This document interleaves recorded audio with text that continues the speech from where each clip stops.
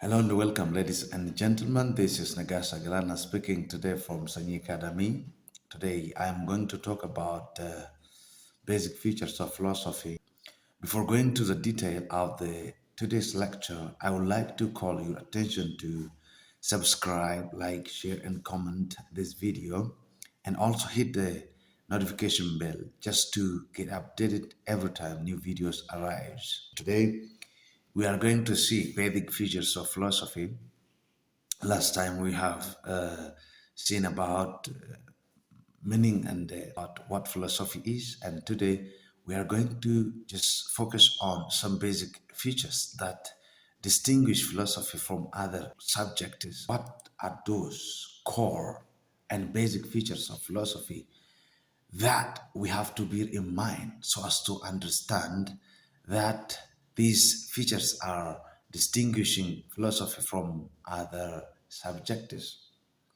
Number one, philosophy is a set of views or beliefs about life, the universe, which are often held uncritically. Every person has a belief. Every man has a belief. These beliefs are very important to discover the realities that we experience daily in our life. So, when we say philosophy, it is a set of views and beliefs. That means different and thousands and millions of beliefs are held in human mind about issues like metaphysics, like epistemology, about creation, about God, about religion, and everything. So it is said of philosophy. That means every person has a philosophy. Every person has a view to talk. Every person has something in his mind. The idea, the belief that he has about something in his environment is a philosophy. If a person have view about life, about religion, about creation, about God, and about everything. It is an informal, personal attitude to whatever topic being discussed. It is the attitude the person have about life, the attitude a person has about religion, the attitude the person has about reality, about a God. For example, my philosophy is this means every person has an idea. Every person has a view. Every person has something, some sort of attitude towards the realities that we encounter in our daily life. This is having a philosophy. When a person has an idea, when a person has attitude, opinion about something, that person has a philosophy. The second is philosophy is a process of reflecting on and criticizing our most deeply held conceptions and beliefs. We have a belief, we said. We have idea, attitude. We have something about the issue we daily encounter in our life. So then, having philosophy, having idea, attitude, a belief itself is not enough to make philosophy. So here we have to reflect and criticize those ideas, beliefs, attitudes that we have in our mind. A person does not only have to have philosophy, he has to also do philosophy. He should be capable of reflecting on that idea, attitude. So it is an informal sense of doing philosophy. That means if we have philosophy, we have to do philosophy.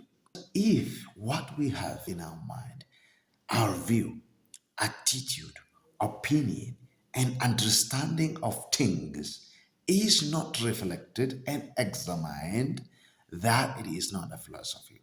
Having philosophy itself is not enough. We have to also do philosophy. You need to do philosophy. This means if we do not have philosophy in an informal and personal sense, then we cannot do philosophy in a critical and reflective sense. Something you have should be reflected examined, critically seen, and reasoned out. Then this helps you to critically improve your personal capacity and also learn philosophy. So, if there is nothing to reflect on. So, for you to do philosophy, there must be having philosophy. You need to have it. So, they are interdependent. The best way to learn and do philosophy is by philosophizing. We have to philosophize in order to do philosophy. So, what does to philosophize mean? First, we need to read and know philosophy to philosophize. We need to know and read philosophy. If you don't read and know philosophy, you cannot philosophize. Philosophizing requires you to read and know philosophy. The second, we have to have and master the skill of argumentation. This means the ability to prove that you are trying to address something.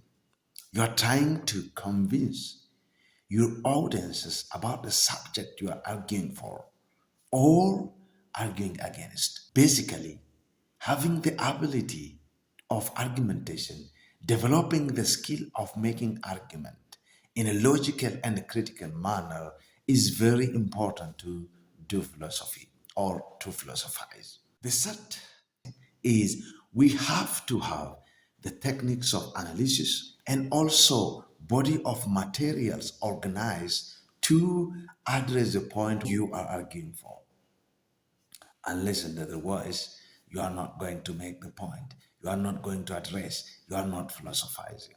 So, having philosophy does not count to doing philosophy. So, you have to combine both having and doing philosophy. And also, you should be able to generalize.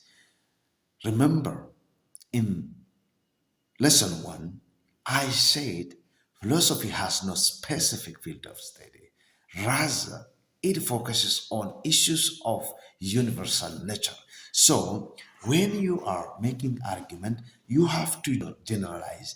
That means you have to be able to be reflective and also critical. There is a difference between understanding the issue and knowing the issue. Knowing the issue may be a means to understand, but knowing is not understand. So the accumulation of information in your mind does not lead to understanding.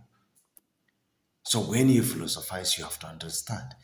If you understand, then you address the point. So you need to understand what you are doing. You need to understand the concepts and terms and should be able to critically reflect, logically reflect. Philosophers, theologians, scientists disagree on critical evaluation of things because if you critically evaluate things, that means you are refining. If you refine the concept and clear, people could understand you simply. So there are different ways of critically evaluating ideas and issues. Theologians have their own ways of critically evaluating things. Scientists they have their own ways of understanding because scientists depend on scientific methods. So if they depend on scientific method to prove the criticality of something, then that is different from theologians. Science does not believe in faith. Science believes in scientific method. So when they evaluate, they differ in evaluating critical things. So why do they differ? Why do they disagree? There are different issues we can raise here for the difference they have while making their own critical evaluation. The reason why scientists, theologians, philosophers and persons of different profession disagree on critically evaluating things. They do have different personal experience, cultural difference, and also ways of training. Theologians have their own particular ways of training. Scientists do have their own training. Philosophers do have their own this personal experience they have with their own profession forces them to disagree. The second reason why they do differ is they live in a changing universe. Knowledge, people, history, politics, economics, everything is constantly at move. So people change, society change, nature changes. Change, there are change responsive personals, there are traditional and status quo focused personals. In our society, there are people who prefer things of the past, and there are people who prefer things of the present that are not responsive to contemporary changes and developments. There are also contemporary persons, those who are very dynamic with the changing environment, changing knowledge. There is a conflict between traditionalists and contemporary persons. So this continuous change in the universe forces them to disagree on critical evaluation of things. The third reason is they deal with an area of human experience in which evidence is not complete. Human being is not perfect. We are living in the world where evidences are not complete. For example, scientists say humans evolved from apes, from chimpanzees, while religious people say God created human being. So there are two theories developed here. Creation's theory, which says God created human being, and the scientific theory, which says human came through evolution. This is evolutionary theory. There is a disagreement. We don't have complete evidence. As scientists say, humans evolved from apes and chimpanzees. Scientists also disagree that God created human being. So there is a difference here. If this argument is there, philosophers try to probe, examine, evaluate, and also critically reflect on issues based on materials available. Philosophy considers different perspectives of arguments. So it combines different argumentation aspects. Finally, it tries to bring solid argument, solid conclusion to the point. The third philosophy is a rational attempt to look at the world as a whole. It needs to have the grand picture of the world. It does not focus on specific matters. Rather, it tries to have meaningful understanding derived from evidences of different sources. Philosophy attempts to combine conclusion of various sciences and human experiences into some kind of consistent worldview that everybody can understand. It does not want to have a single and specific understanding, argument. Rather, it focuses on evidences and arguments from every directions. It takes into account argument from science, argument from religion, argument from atheism, argument from naturalism, argument from existentialism. At the end, this philosophy tries to have meaningful worldview that can help us understand the reality of the world and the system. It wants us to see life as totality. It attempts to bring human inquiry in religion, history, scientific investigations into some kind of interpretations which provides knowledge and insight. For example, does God exist? What science say about God? What religion say about God? What history say about God? So in order to understand about this thing, then we have to see from this perspective.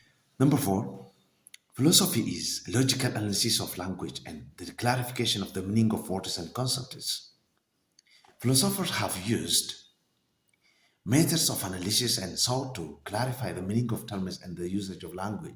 Clarification of terms and concepts help us to clearly address the point. The aim of philosophy is to expose confusion, and nonsense, and to clarify the meaning and the use of terms in science and everyday affairs. Before arguing in favor of religion, we need to have understanding of the concept of religion and also what the word religion means. So this helps us to improve and understand contextually and clearly about the subject. If the language is not clear, the concept is not clear. Language should be clear so as to help us understand the concept. Number five, philosophy is a group of perennial problems that interests people, for which philosophers always have solved. These are issues we daily encounter in our life. These are human problems, deepest human problems of existence. For example, what is truth? What is the distinction between right and wrong? We use these terms daily. What is life and why am I here? What is life? Why am I here? What is my purpose? Why is there anything at all? Why are they created? Why are they purpose? What is the place of life in this great universe? This great and giant universe. Is this universe friendly, comfortable to human existence? Is my life controlled by outside forces? Or do I have a determining or even partial degree of control on my life? Why do people struggle and strive for the right, justice, but for better things in the future? Do we have a future? If we are going to die, why? Why we are just paying the sacrifice? What do they mean? What does right mean and justice mean? What are the marks of good society? What are the genuine value of life and how it can be attained? What is beauty? What makes something beautiful and what makes something ugly? Should religion count in a person's life? Is it intellectually valid to prove God's existence? Can we research about him? Can we just investigate and prove that God exists? Is there a possibility of life after death? As you know, many religions talks about life after death. Christianity talks about that. Islam talks about that. Judaism talks about that. And as a religion also talks about life after death. By their argument, is there a possibility of proving life after death? Do we have evidence? Do we have a confirmation that people live after they die? Where does knowledge come from? And can we have any assurance that anything is true? What is the source of knowledge? Where it comes from? Do we have a proof that everything we say we know are true? To answer these questions, several theoretical frameworks were developed by philosophers. For example, idealism, realism, pragmatism, analytic philosophy, existentialism, phenomenology, and process philosophy. These are some of the theoretical frameworks that we have to depend on to prove those questions we have raised. So, guys, thank you very much. I would like to remind you again to subscribe, to like, to share, and comment on these videos and hit the notification bell so as to get notified when new video arrives on Sunny Academy.